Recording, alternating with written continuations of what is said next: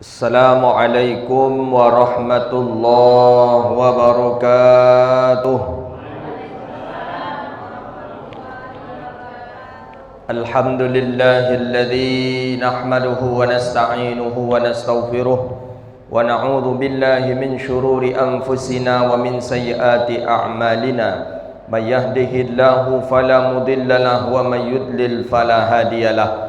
Asyhadu an la ilaha illallah wahdahu la syarika lah wa asyhadu anna sayyidana wa nabiyyana Muhammadan abduhu wa rasuluh sallallahu alaihi wasallam la nabiyya ba'da.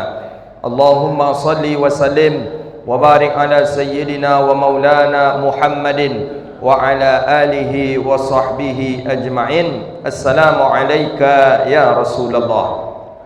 Puja dan puji syukur kita kepada Allah yang memberikan nikmat iman, nikmat Islam, nikmat kesehatan kepada kita. Bisa kita duduk di masjid yang mulia ini melaksanakan solat fardu maghrib secara berjamaah. Mudah-mudahan yang kita lakukan hari ini hendaknya diterima oleh Allah Subhanahu wa taala dan diberi pahala hendaknya. Amin ya rabbal alamin. Banyak orang yang memiliki kesempatan tapi tak datang ke masjid. Ada orang yang memiliki kesempatan tak datang ke masjid. Ada orang yang sehat tak datang dia ke masjid. Ada orang yang punya niat tadi tak bisa sampai ke masjid. Maka kita yang sampai ke masjid ini betul-betul orang pilihan Allah Subhanahu wa taala. Banyak orang terdengar dia suara azan, tahu dia orang azan dia terdengar, orang solat dia terdengar, tapi tak tergerak hatinya sedikit untuk ke masjid. Tak ada gerakan hatinya. Nak wirid orang wirid lah, nak salat orang salat lah, tak ada hiraunya sama sekali. Maka na'udzubillah, berlindung kita kepada Allah, jangan sampai hati kita tak tergerak sedikit pun untuk menuju kebaikan. Ada orang hari ini tak risau dia dengan lingkungannya, tak ada risau dia dengan lingkungannya. Nak wirid pengajian dah, wirid pengajian lah. Nak maulid, maulid lah. Nak salat jamaah lah. Tak ada dia pusing. Maka kalau ada orang yang seperti itu, ketika dia meninggal dunia, nak mati, matilah ya. Gitu nenjak. Ada orang di daerah kita tak mau dia, tak risau dia.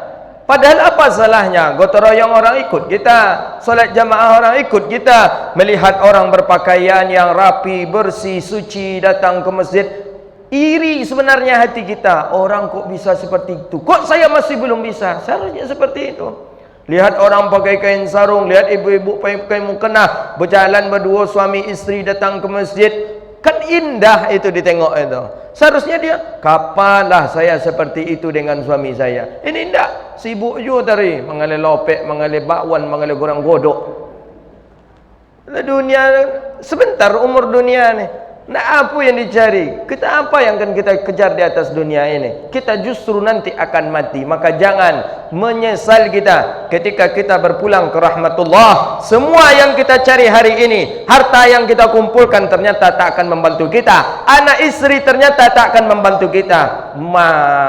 Sia-sia kita hidup di atas dunia ini. Sangat sia-sia. Orang yang kita harapkan kasih sayangnya ke kita, orang yang kan kita harapkan akan membantu kita dan akan masuk surga bersama kita, ternyata dia jauh dan justru menjauhkan kita dari neraka Allah Subhanahu wa taala. Maka berkeluargalah kita dengan orang yang mendekatkan diri kita kepada Allah. Dekatkanlah dirinya dan diri kita kepada Allah Subhanahu wa taala. Ingat para sahabat Nabi sallallahu alaihi wasallam ketika dia nak bangun, ketika sahabat Rasulullah sallallahu alaihi wasallam, beliau setelah salat tahajud nak melaksanakan tahajud, dibangunkan sang istri. Ketika sang istri bangun duluan, dia membangunkan sang suami. Tapi hari ini kita membangunkan suami, bangunkan suami, bang tahajud bang, semayang salah kau lu masuk surga, salah kau surang lu katanya. Ketika kita membangun sang istri, istri tak mau dia, tak ada tergerak hatinya sedikit pun, nak takut dia kepada Allah. Padahal hati kita ingin memasukkan dia ke dalam surga Allah, kita ingin membawanya ke dalam surga Allah Subhanahu wa taala. Maka kasihan kita hari ini melihat orang-orang saudara tetangganya sudah dicapnya menjadi penduduk neraka. Si anu tu besok penduduk ni neraka, si anu masuk neraka, si anu masuk neraka. Neraka tu luas akhi, neraka tu sangat lapang, sangat banyak muat orang di dalamnya. Maka bermohon kepada Allah agar kita semua ini Allah masukkan ke dalam surga. Bermohon kepada Allah, anak isteri keturunan kita hendaknya menjadi ahli surga Allah Subhanahu wa taala. Amin ya rabbal alamin. Salawat dan salam kepada Nabi yang agung, Nabi yang mulia, Sayyidina Rasulullah Muhammad sallallahu alaihi wasallam. Allahumma salli wa sallim wa barik ala Sayyidina wa maulana Muhammadin wa ala alihi wa sahbihi ajmain. Dengan kita memperbanyak mengucapkan salawat dan salam kepada Rasulullah, kita digolongkan hamba yang mendapatkan syafaatnya di yaumil akhirat nanti. Amin ya rabbal alamin. Hari ini adalah malam Jumat. Malam Jumat ni kita dianjurkan memperbanyak mengucapkan salawat dan salam kepada Rasulullah sallallahu alaihi wasallam. Sebagaimana kitab yang pernah kita baca tentang hadis-hadis Nabi Yunus sallallahu alaihi wasallam tentang menganjurkan kita untuk melaksanakan salawat kepada Rasulullah sallallahu alaihi wasallam. Jadi banyak mengucapkan salawat kita. Saya anjurkan sekali orang mengucapkan salawat ini, karena kedudukan salawat ini sama dia kedudukannya dengan zikir. Sama dia kedudukan dengan zikir. Salawat dan zikir tak membaca niat, Allah beri pahala dia. Maka kedudukannya lagi Allah menyuruh zikir. Wadhkurullaha dzikran katsira. Allah menyuruh. Salawat Allah juga yang menyuruh. Sallu. Kata Allah dalam Al-Quran, innallaha wa malaikatahu yusalluna 'alan nabi. Ya ayyuhalladzina amanu sallu alaihi wa sallimu taslima. Kita dianjurkan untuk mengucapkan salawat dan salam kepada Rasulullah sallallahu alaihi wasallam. Maka betul kita jangan sampai meninggalkan salawat. Apa bentuk salawat itu Ustaz? Banyak bentuk salawat itu. Sudah pernah kita jelaskan, salawat dan salam kepada Nabi sangatlah banyak. Yang penting intinya adalah doa kita selalu untuk baginda Rasulullah sallallahu alaihi wasallam. Salawat penting, baca salawat. Dimanapun kita berada, baca salawat dan salam kepada Rasulullah sallallahu alaihi wasallam. Bapak Ibu yang dirahmati Allah Subhanahu wa taala, kajian kita tentang doa. Doa yang ada di akhir daripada doa kita, yang diistilahkan oleh orang doa sapu jagat. Apa doa itu? Doa itu di dalam ayat Rabbana atina fid dunya hasanah wa fil akhirati hasanah wa qina adzabannar. Ini doa yang sangat luar biasa. Sampai ketika tawaf pun dibaca doa ini. Doa ini dibaca ketika tawaf. Mulai nak penghabisan tawaf dari rukun dari mana itu? Dari rukun Yamani. Itu dibaca doa itu. Rabbana atina fid dunya hasanah sampai ke Hajar Aswad. Rabbana atina fid dunya hasanah wa fil akhirati hasanah wa qina adzabannar. Ada tambahannya apa? Wa adkhilnal jannata ma'al abrar ya aziz ya ghaffar ya rabbal alamin. Rabbana atina fid dunya hasanah wa fil akhirati hasanah wa qina adzabannar wa adkhilnal jannata ma'al abrar ya aziz ya ghaffar ya rabbal alamin. Itu doa bernama doa sapu jagat. Kenapa doa sapu jagat? Memang disapu dia doa itu sadonya. Disapunya semuanya doa. Apa permohonan kita? Nak minta oto ada di situ. Nak minta anak ada di sana. Nak minta istri ada di sana. Nak minta rumah mewah ada di sana. Nak minta ilmu ada di sana. Ada di sana semua daripada doa kita. Maka bernamalah doa sapu jagat. Lah disapu saja ada doa itu semuanya. Maka kalau awak nak pandai berdoa, nak pandai berdoa bahasa Arab dah. Tak tahu kita berdoa pandai bahasa Arab, baca saja doa tu. Rabbana atina fid dunya hasanah. Bagus. Kalaupun susah mengingatnya kebaikan tu, hasanah. Buat nama anak Siti Hasanah. Siapa? Siti Hasanah. Panggilan? Sanah. Orang kita ni kan main ujung-ujung saja diambil. Apalagi kalau orang Kampar. Orang Kampar tu beda nama, tulisan beda panggilan itu. Nama Ismail, panggilan Ma'il. Nama Zubir, panggilan Ubio. Hanya ke orang Kampar, orang Oju. Nama Yusuf, panggilan Usui. Siapa lagi? Saya banyak itu. Nama teman saya, nama anak Ahmad Fakih. Ahmad Fakih, panggilannya seharusnya Fakih, akhirnya panggilannya Pokio. Kan parah itu. Orang Kampar, makanya saya agak hati-hati membuat nama anak. Pokoknya jangan dipelesetkan. Siapalah nama anak yang payah orang untuk mempelesetkan. Nama Ali Usman, panggilan Suman. Gawat. Jadi kalau dalam doa ni bagus ni. Hasanah, panggilan Sanah. Susah juga orang untuk mempelintirkannya ini. Bagus ini. Siti Hasanah.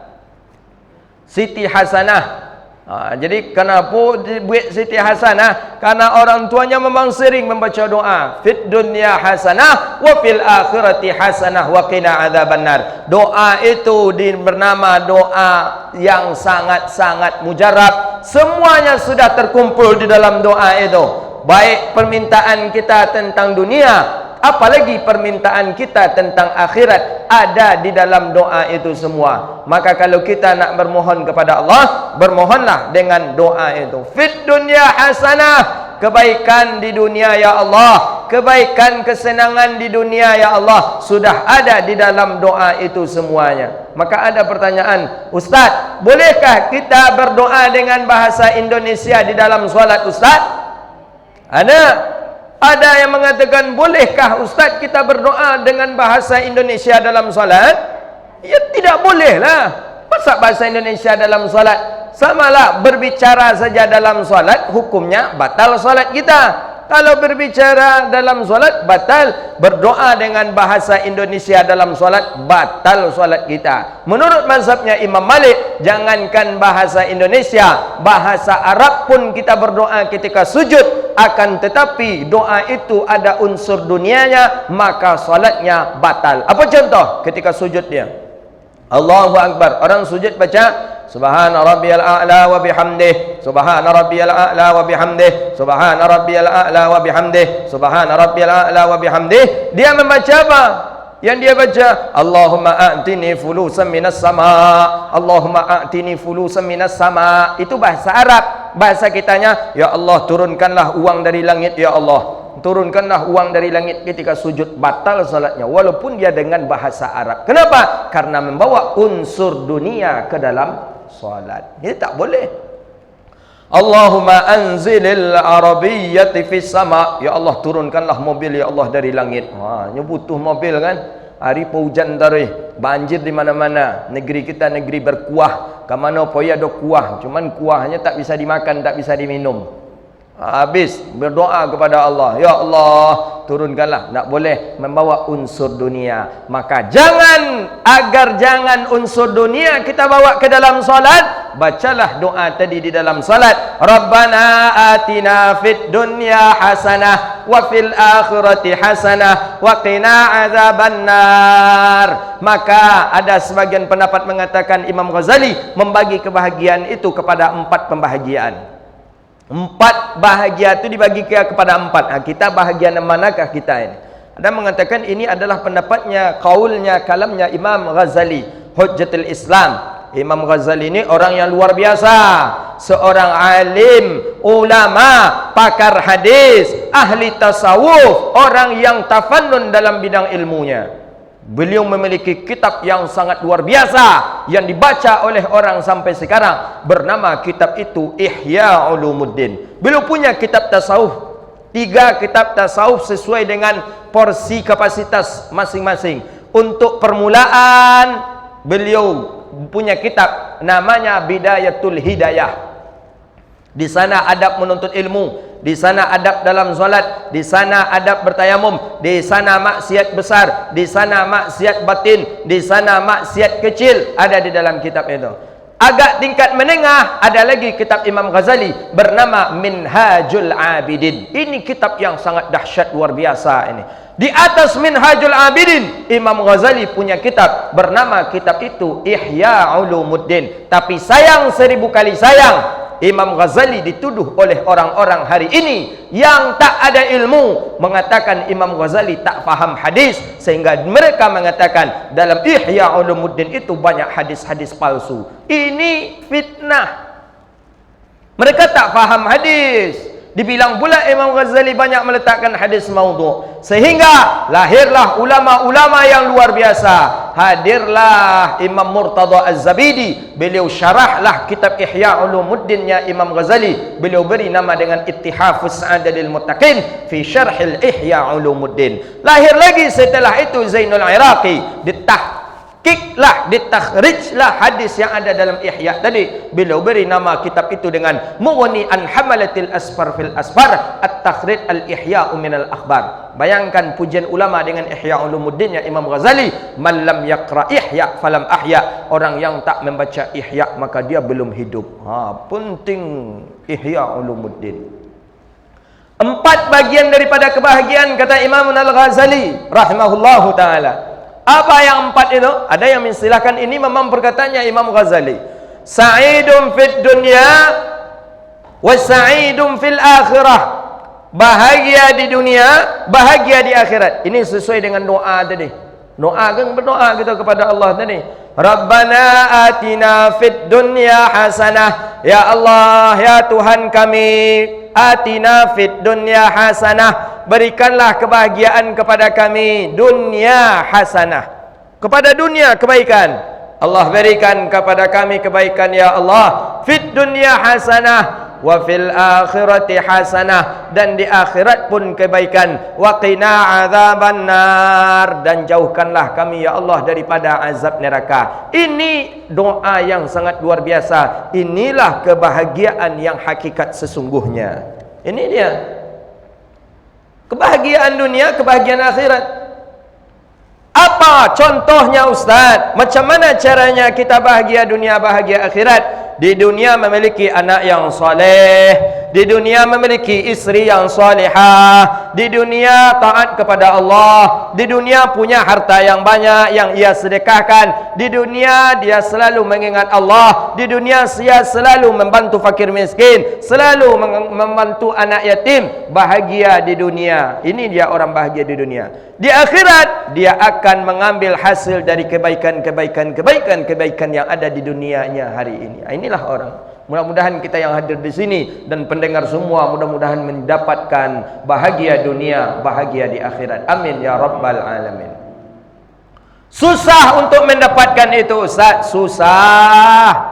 Susah. Ada kala kita yang ingin bahagia di dunia dan akhirat, keluarga tak inginkan kita bahagia dunia akhirat. Ada kala kita ingin bahagia dunia akhirat, tapi lingkungan yang tak mendukung kita bahagia dunia akhirat. Kita ingin seluruh harta kita ni ada dalam jihad fi sabilillah, tapi ternyata keluarga tak mengizinkan. Jangan. Itu kan abang saja yang nak mati, kami ni nak masih hidup kami lagi. Kita menginginkan harta kita semua kita serahkan, sedekahkan di jalan Allah. Ternyata anak tak menginginkan. Jangan, abah jangan buat kayak gitu. Kami kan masih hidup. Maka oleh karena itu, kita hari ini yang masih hidup, yang memiliki harta, cepat sedekahkan harta kita. Jangan nunggu mati. Orang kita ada yang nunggu mati. Pesan ke anak, nah, nanti kalau abah mati, tanah yang di sana infakkan untuk masjid. Nah, nanti abah ketika abah sudah mati, deposito uang abah yang di bank itu bangunkan untuk atap masjid. Ketika kita sudah mati, untung dapat keluarga yang soleh. Kalau tak dapat keluarga yang soleh, belum kita mati baru sakit, awak baru nyolah memperserebutkan harta kita. Baru sakit kita, dia dah memperserebutkan harta kita. Yang kecil iko, itu mobil tu untuk siapa itu? Yang kata iko, itu tanah tu untuk siapa? Yang kata ini, itu untuk siapa? Yang kata ini, itu untuk siapa? Maka ketika kita masih hidup hari ini, jangan mikir ada harta, infakkan ke jalan Allah Subhanahu wa taala. Siapa orang yang tak meninggalkan harta ketika dia meninggal dunia? Istri tercinta Rasulullah bernama Sayyidatuna Khadijah. Khadijah orang terkaya. Orang nomor 2 terkaya ketika itu di kota Makkah. Ya Allah, kaya. Luar biasa kaya Khadijah itu. Luar biasa kayanya, triliun kayanya Khadijah ketika itu. Bayangkan pedagang yang sukses Khadijah. Tapi ketika Khadijah meninggal dunia, tak ada sedikit pun dia meninggalkan harta. Semua hartanya ia serahkan untuk jihad fi sabilillah. Dia sedekahkan untuk dakwah di jalan Rasulullah sallallahu alaihi wasallam. Sampai Khadijah mengatakan kepada Rasulullah, "Ya Nabi, ya Rasul, ya hai suamiku," kata Sayyidah Khadijah, "kalau seandainya aku sudah meninggal dunia dan tulang belulangku kalau ada orang yang membeli, kalau boleh dia dijual, maka juallah tulang belulangku, infakkan dia di jalan Allah Subhanahu wa taala." Ini isteri yang dahsyat luar biasa. Maka Nabi memang tak bisa melupakan jasanya Khadijah dalam berdakwah. Pernah suatu ketika Nabi duduk-duduk dengan Aisyah di Madinah, di samping Aisyah. Nabi duduk di samping Aisyah. Aisyah ni berceritalah Aisyah ni.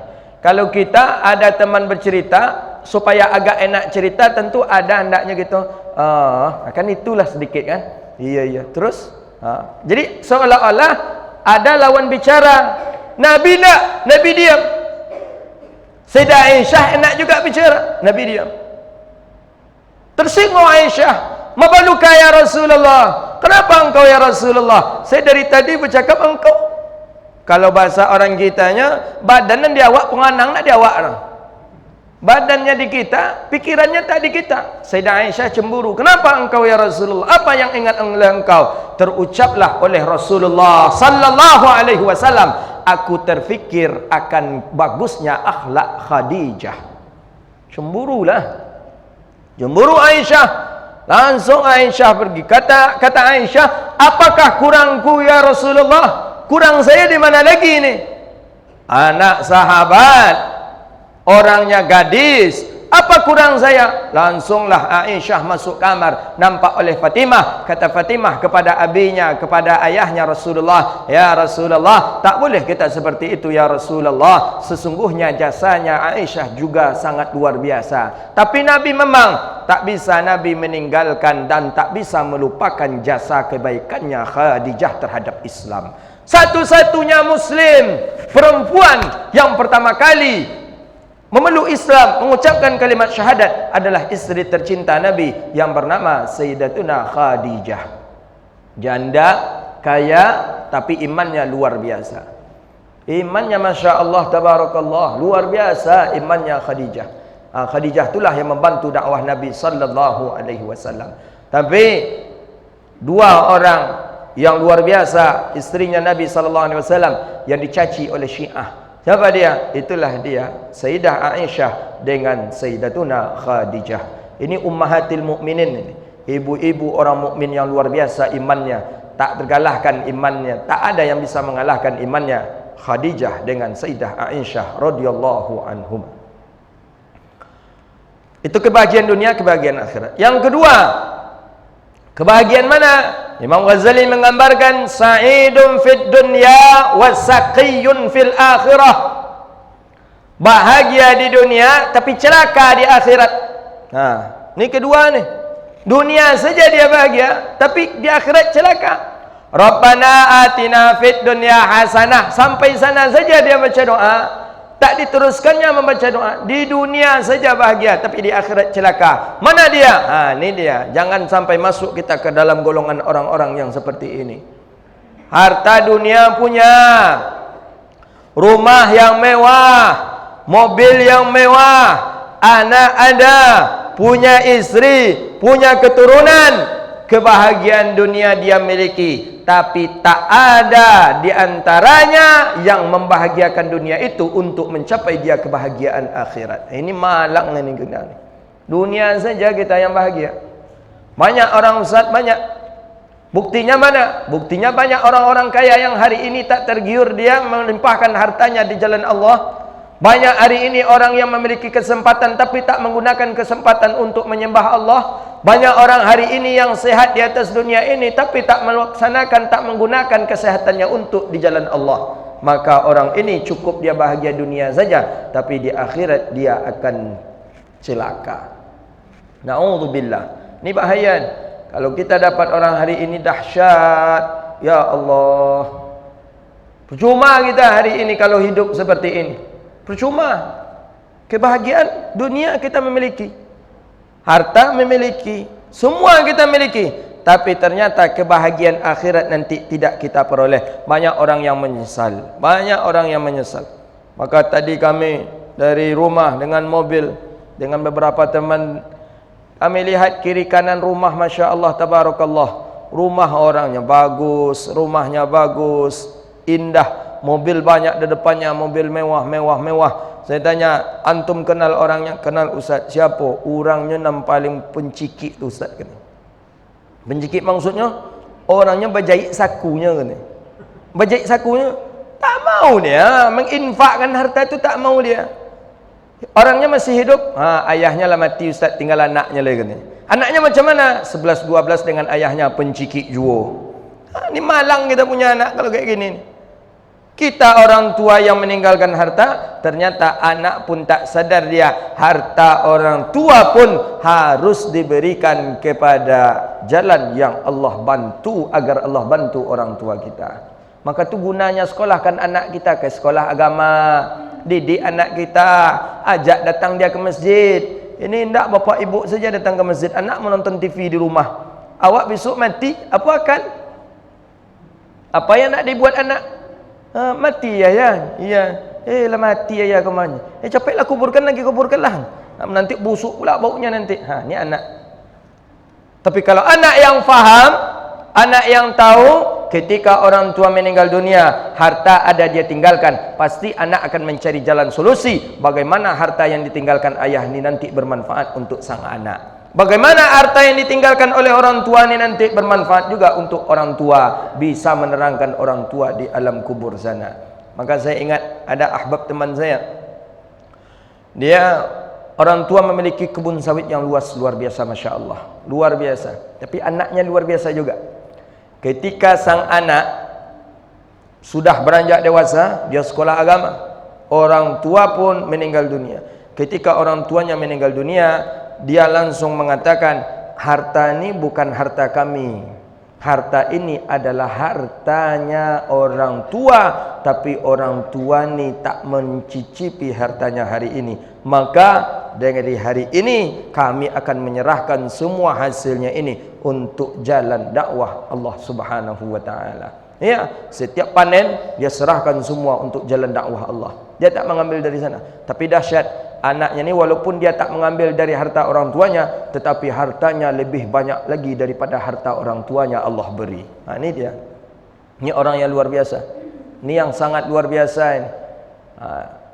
Kebahagiaan di dunia kita miliki, kebahagiaan akhirat hendaknya kita miliki juga. Jadi yang nomor 2 tadi termasuk malang kita. Dunia kita bahagia, tapi di akhirat kita tidak bahagia. Yang ketiga, kata Imam Ghazali, saqiyun fid dunya wa sa'idun fil akhirah.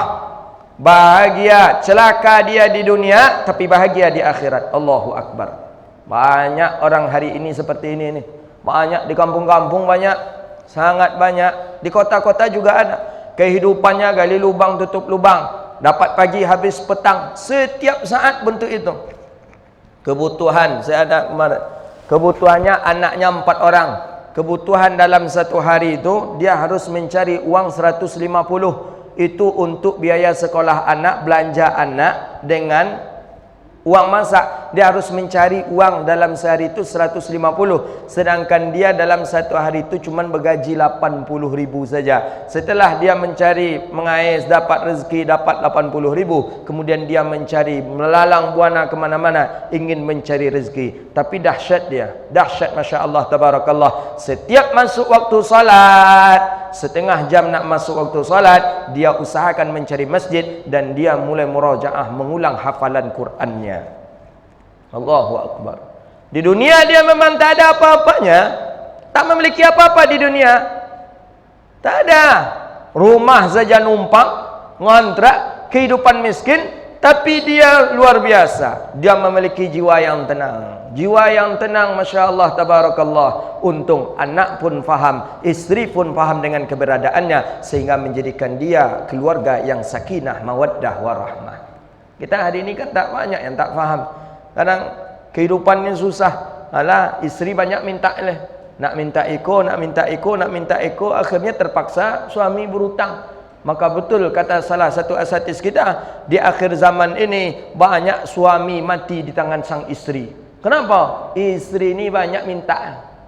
Kalau nak lakukan mintanya, keluar bahasa-bahasa yang tak baik, keluar bahasa-bahasa yang tak enak, akhirnya terpaksalah suami pulang ke rumah membawa beban. Pulang ke rumah membawa beban, akhirnya mati sang suami. Ketika suami mati, inyo pun tak kajui apa capek anak mati abang-bang tadi.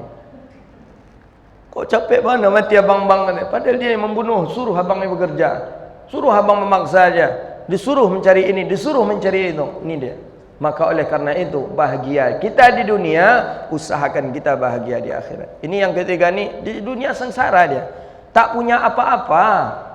Saya banyak menjumpai orang yang seperti ini. Tak menjumpai apa-apa, tak ada memiliki apa-apa. Di rumahnya tak ada TV, di rumahnya listrik pun tak masuk, di rumahnya tak ada, memang tak ada apa-apa. Kehidupannya gali lubang tutup lubang, gali lubang tutup lubang, dapat pagi habis petang. Tapi dengan kehidupan seperti itu, dia justru lebih taat kepada Allah Subhanahu wa taala. Ada kisah di zaman Nabi sallallahu alaihi wasallam. Ketika dia salat, tak punya pakaiannya. Pakaian yang bersih untuk salat tu tak ada. Tak ada. Pakaian salat tak ada, yang bersih tu tak ada. Akhirnya ketika dia salat, dia bergantian dengan sang isteri. Dia salat dulu memakai pakaian yang bersih, setelah tu sang isteri lagi memakai. Seperti itu terus menerus. Tapi Allah sayang, Allah beri dia rezeki. Allah angsur-angsur beri dia rezeki, beri rezeki yang melimpah, dan Allah kayakan dia. Allah kayakan dengan banyak ternak. Dulu dia punya kambing, 1 ekor kambing saja. Setelah itu Allah banyakkan kambing, ratusan kambingnya. Akhirnya untuk salat maghrib saja masukkan kambing dulu. Orang dah azan maghrib, Allahu Akbar di masjid, nya sibuk je malu kambing. Allahu Akbar, masih sibuk lo kambing. Orang dah siap salat maghrib, pintu kandang kambing ditutup, dia baru nak mandi. Bayangkan, baru nak mandi dia. Setelah tu orang lain dah masuk waktu isya, dia baru salat maghrib. Ini orang yang gagal juga dia kebahagiaan akhirat. Dunia dia sengsara awalnya, kemudian Allah bahagiakan dia di dunia, tetapi Allah sengsarakan dia di akhirat. Yang keempat kata Imam Al-Ghazali, sa'idun fid dunya, saqiyun fid dunya, wasaqiyun fil akhirah. Orang itu celaka dia di dunia, dan di akhirat pun dia celaka. Wa'yazubillah. Jangan sampai Allah berikan ini kepada kita. Di dunia kita celaka.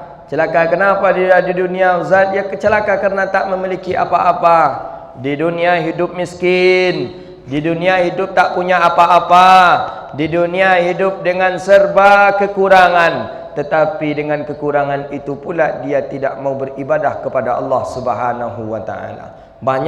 Sangat banyak hari ini orang yang seperti itu. Banyak. Dia hidup miskin, tapi tak ada sadar, kalau kata orang kita tak sadar diuntung katanya. Dia miskin, hidup tak punya apa-apa. Hidup tak memiliki apa-apa, tapi dia tak mau melaksanakan salat beribadah kepada Allah Subhanahu wa taala. Saya pernah diskusi dengan salah seorang orang yang seperti itu kehidupannya. Ketika ditanya, "Pak, kenapa tidak salat, Pak?" Dia bilang, "Macam mana saya nak salat, Ustaz? Sedangkan saya kerja harus terus dalam waktunya. Kalau seandainya saya meninggalkan pekerjaan saya 5 menit saja, maka kuranglah pendapatan saya. Sedangkan saya harus mengerjakan target saya untuk mendapatkan gaji sekian dalam per bulannya. Rela Bapak meninggalkan solat? Ya bagaimana lagi? Memang kehidupan saya seperti itu, Ustaz. Memang saya dipaksa untuk seperti itu." Saya tanya, sampai kapan Bapak dengan keadaan seperti ini? Sampai saya kaya. Ini batasan dia rupanya. Sampai kaya. Orang bentuk ikut nak kena dia Allah kaya kan. Miskin terus saja. Sampai saya kaya. Setelah saya kaya nanti baru saya berhenti dan saya baru beribadah kepada Allah Subhanahu wa taala. Apa disabit ni? Kalaulah bentuk itu belum kaya, dia sudah mati. Ini salah niat. Maka bahagia itu memang penting. tujuan kita di dunia ini pasti bahagia, ingin bahagia kita. Tapi bahagia yang hakikat itu adalah bahagia yang ada di dalam doa itu. Rabbana atina fid dunya hasanah wa fil akhirati hasanah wa qina azabannar. Ya Allah, berikanlah kepada kami kebahagiaan dunia dan berikan pula kepada kami kebahagiaan di akhirat. Ya Allah, ya Rabbal alamin. Jadi mudah-mudahan kita semua Allah beri kita kebahagiaan, Allah bahagiakan kita di dunia dan Allah bahagiakan pula kita di akhirat nanti hendaknya. Amin ya Rabbal alamin.